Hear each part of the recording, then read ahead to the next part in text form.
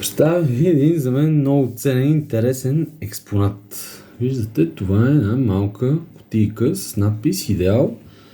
Така много симпатична, кокетна. Но какъв е този Идеал? Обръщаме отзад и четем. Това е пудра Идеал от завода Никола Чилов, София и разбира се Костинброд, където е самият завод. Това нещо е със сигурност от 40-те години на миналия век. И защо казвам, че е интересно и ценно?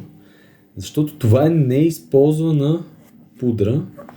Ето, това е запечатаната кутийка, която няма да я отворя сега, с пудра от над 80 години. Пудра Идеал от завода Никола Чилов.